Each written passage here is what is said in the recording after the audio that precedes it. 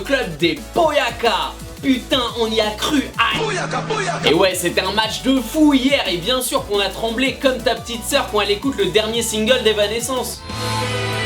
Moi j'avais l'impression d'être au five avec mes potes. Pas de défense, ça court partout, tout le monde cramait 10 minutes avant la fin. Après le match, j'attendais les deux équipes suivantes qui voulaient rentrer sur le terrain avec les chasubles. Bref, pour Monaco, 1, c'était pas loin, et 2, il y a un match retour. Ça, c'est le genre de phrase que je sors à ma meuf quand j'arrive pas à battre les blancs en neige. Nous de notre côté, on va conclure les huitièmes de finale aller avec le match Porto-Juventus. Et les codes du match, les Portugais sont à 3,30 à domicile, le match nul 3,15 et la Juve 2,35. Ce match est une confrontation entre deux des clubs européens les plus titrés. Sachant qu'ils ont remporté à eux deux 15 titres européens, dont 60% pour la Juventus, ma question est la suivante.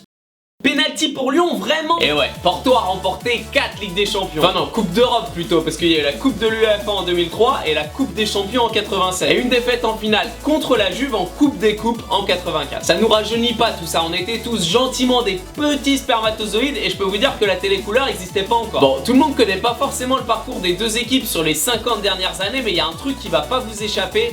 Les gardiens. Ouais, Buffon d'un côté, Casillas de l'autre. J'ai l'impression qu'ils sont immortels les mecs. Ils seront encore là quand on regardera tous le foot à travers des masques de réalité virtuelle, vous allez voir. Oh l'arrêt de fou! Allez, un petit tour de la forme du moment. On commence par le FC Porto, ils sont seulement à 1 point du Benfica et 2ème du championnat lusitanien. Ouais, à l'époque de la Gaule, le Portugal, ça s'appelait comme ça, la Lusitanie. Si vous avez des petites lacunes en histoire, je vous conseille les récits historiques des aventures d'Astérix, c'est parfait pour se remettre dans la marmite. Bref, le FC Porto en ce moment c'est chaud, ils ont remporté leurs 6 derniers matchs. Et la Juve, 10 matchs depuis le retour de la trêve, 9 victoires. Ils sont tranquillement en tête de Serie A, en demi-finale de Coupe d'Italie et ils ont terminé premier de leur poule en Ligue des Champions sans perdre un match. Eux, on peut dire qu'ils sont au niveau des effectifs, ça va être rapide. À Porto, tout le monde est là. Voilà. Et à la Juve, tout le monde est là. Sauf un. Leonardo Bonucci. Ouais, je suis d'accord, il a pas spécialement une tête de mec gentil. Attendez. Bah non. Toujours pas. Et vous savez pourquoi Bonucci ne jouera pas ce soir? Parce que le mec a lâché un petit vafanculo à son coach. C'est pas très sympa, même si son coach venait de l'insulter de tête de nœud. Ah ouais, c'est pas du tout 21e siècle comme insulte ça. Enfin peut-être qu'en italien ça rend bien. Testa di cazzo. Eh, c'est plutôt sexy en fait. Et ça vient de tomber, les défenseurs Barzagli et Chiellini sont finalement incertains pour ce match, eux qui étaient censés être aptes. On en discute tout de suite puisqu'on passe au bon problème.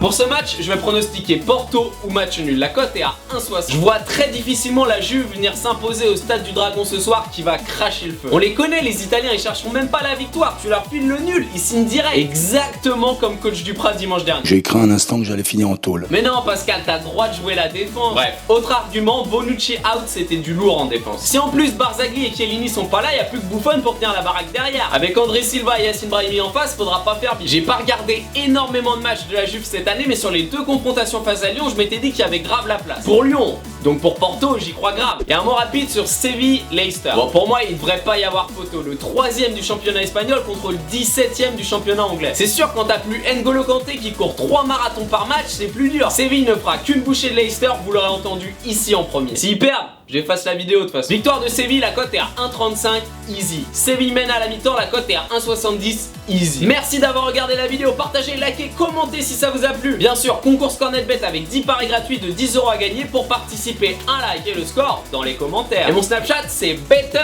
Ciao Silva. Et je parle pas de la nouvelle Miss Météo qui vient remplacer Catherine Laborde sur TF1. Et ici, on se cultive ou pas? Je parle bien des 2 mètres à jouer de City et Monaco.